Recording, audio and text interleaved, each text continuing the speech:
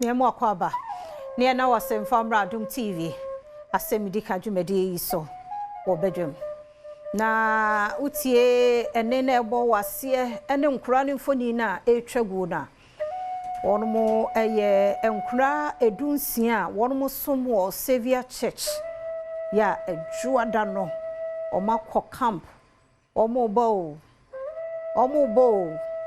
ebi mma miensa omunyina kọ ebi die mienu obi die baako omunyina kọ eba ne sei kranketo afi ne bi mawie BCE wo mo twen abegye wasi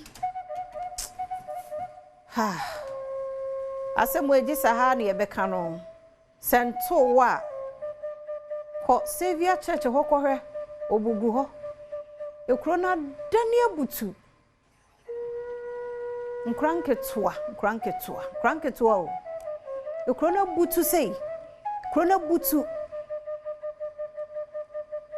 abutu onse no ya hyase ene ye kan kwanhia eho asem kwanhia esie eho asem asan kwanhia no enye baifo bia ne moma ye me ne umienu ene ye kọ sesa ade no eya de ase ye nyina ye te ho ase pa se ye ya hyenkafo amapa me dwene me nua hyenkani onam me dwene me nua wonam kwan ho pa anka ensie abotreki tuwe bia ye nyanti krofo ade hye papa bi mayu aka papa bi memu akama papa bi omatetia broso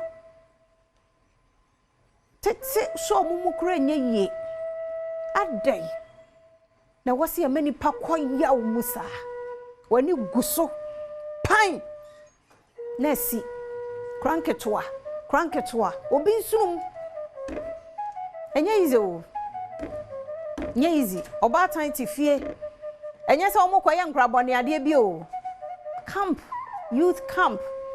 And ahukeka, I can imagine announcement all my year for weeks and months. I will be a person who could be. Yami Adom oma ko. Omo bow. According to voices ni be krano. Them ta kakakra. Nanko omo adru one mu krom. Enie. Can you free him. Tete nkra ni say passa.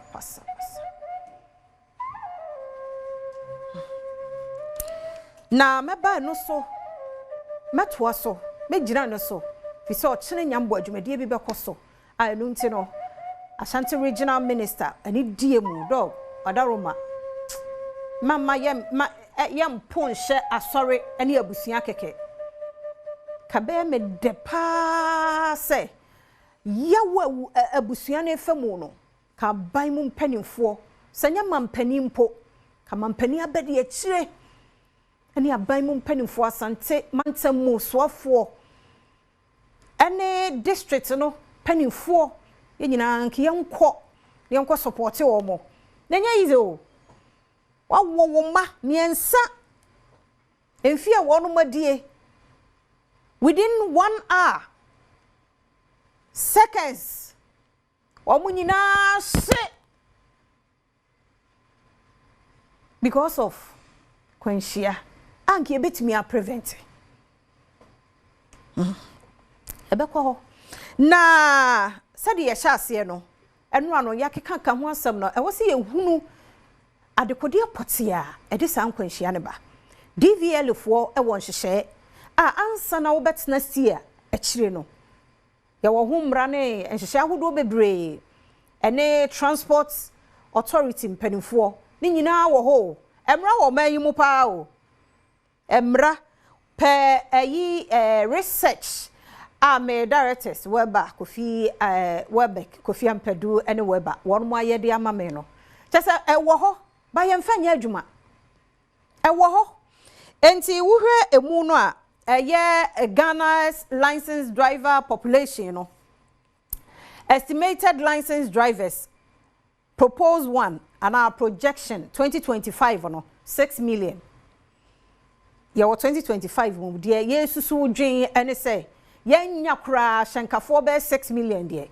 womo ebewo license na womo a esafata se womo kura driver's license na ontimi drive no eno ya homo nchemu du enwoche ene ye wo memo sa na hu no wo ya sure over 33 million population no womo a ewo license no 18%. Enti we no wa wutim hu se ye ni license no kura dos se ye wo license nanso ashankafo bebre na wo mai mu